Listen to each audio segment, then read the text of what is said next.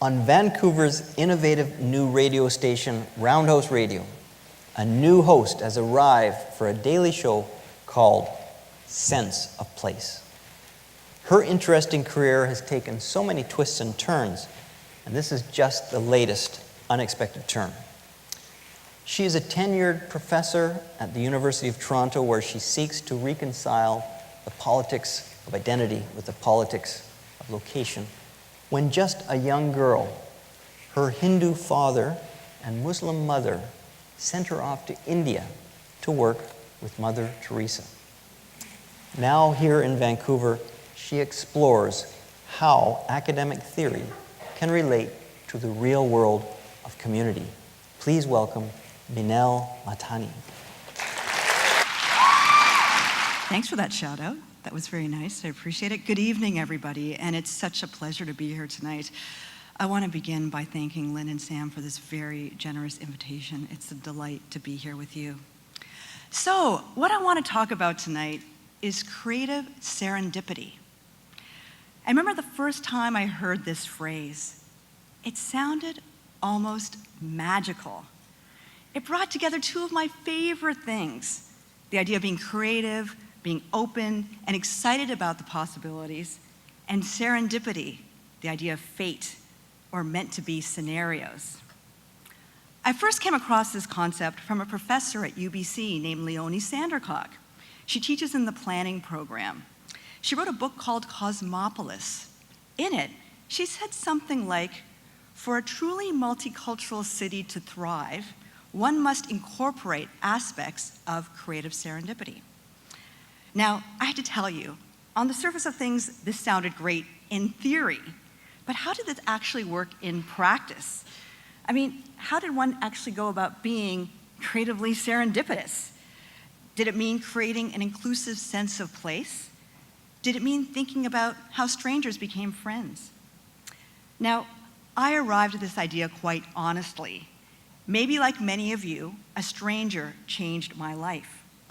I was just starting my PhD in London, England, and was working part-time at The Gap, selling t-shirts and socks to unsuspecting Brits.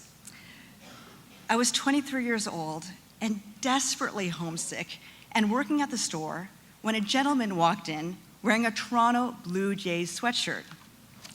Now, you have to forgive me for this, but at the time I was a dyed-in-the-wool Torontonian. And I was delighted to see somebody sporting my favorite baseball team's jersey. So I ran over to him and I said, "You must be from Toronto. I'm from Toronto too. What are you doing here?" Instead of pelting me with the baguette that he was carrying, he very kindly engaged me in conversation. He asked me what I was doing here in London, and I babbled something about doing a PhD. And then I asked him what he did, and he said, "Well, I work at the CBC." And I blurted out, "Oh, I've always wanted to work at the CBC." Much like most of us here, I can assume. We continued talking, and I said, "What do you do there?" And he said, a little small job. I'm head of all the foreign news bureaus for the CBC. Do you want to come into the newsroom for a little chat? And at that moment, my entire life changed. I met with him in the London bureau and ended up producing for CBC's The National for many years. So, was this just a happy accident? Sure, maybe it's dumb luck, or maybe it's something a little bit more than that. Let's get real here. A young woman of color like myself doesn't get that many opportunities to break into one of the biggest media organizations in town. Someone took a chance on me. When organizations recognize the value in recruiting people who are dramatically different, moving away from the like model, magic can happen. So, engineering creative serendipity can be particularly productive when we bring together two people who are differently situated, socially and economically. That's when strangers become friends, and surprising inventions can happen, which lead to socially just outcomes. So, can we really engineer creative serendipity in our workplaces so that we can learn through stumbling, bumbling, and messy discoveries? Academics seem to think so. there's a new field called Serendipity Studies opening at a university near you. And strategic diversity leadership has integrated some of these ideas for years, kind of like a mutual mentorship. It's no wonder then that this has been my project for the last number of years as a geographer, a journalist, and a social planner to chart examples of creative serendipity. I want to show you how I've seen organizations do just that. The first is through some research I was doing in Sydney, Australia when I was on sabbatical a number of years ago. I was interviewing journalists asking how they approach stories about diversity.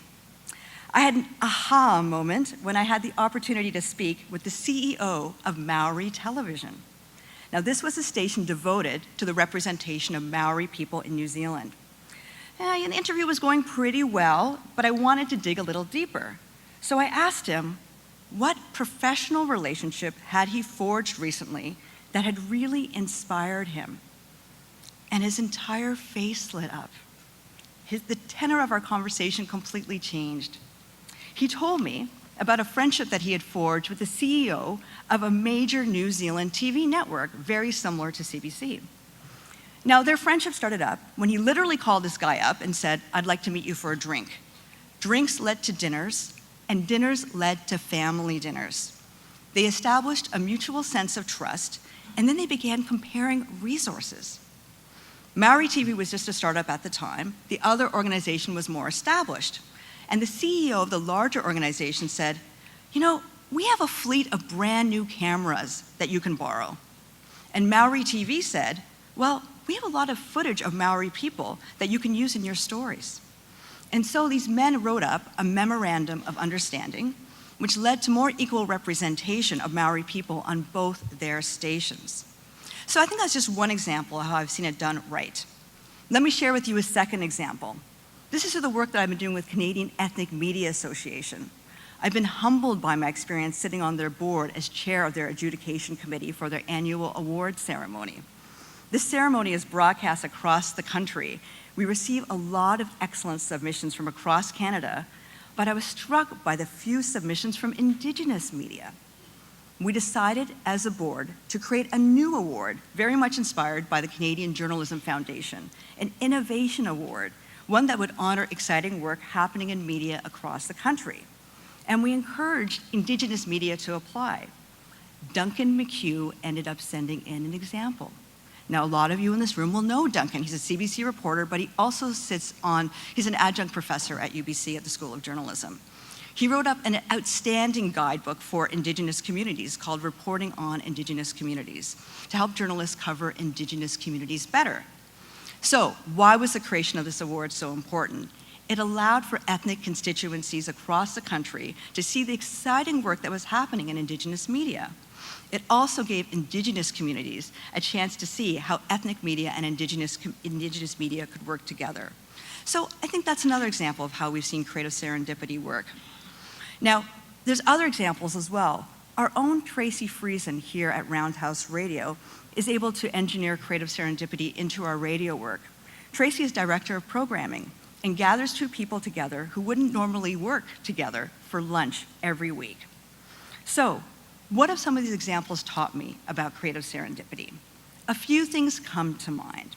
First, if we want to make room for coincidence to occur in our lives, we have to cultivate the art of serendipity.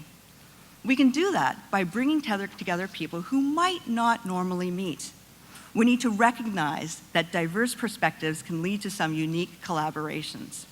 One thing that I've been thinking about recently is the way that we can bring in diversity and inclusion to the work that we do at universities. And I think that's a really key point. What do we do to encourage international students to make sure that they have a good experience? I've been thinking that we should do a match-up, catch-up, where a lot of the international students who might not be doing so well get paired up with local honor students at the fourth year level and really think about the communication that can occur between them. So, I also think there needs to be a commitment from the top down, putting people in positions of power, making sure that they think more innovatively about the process of social transformation. As a young kid in London, I remember that distinct feeling of delight when I found what I hadn't even known what I was looking for. That's how we finesse the art and the science of making accidental and mysterious discoveries that could very well lead to magical outcomes. Thank you.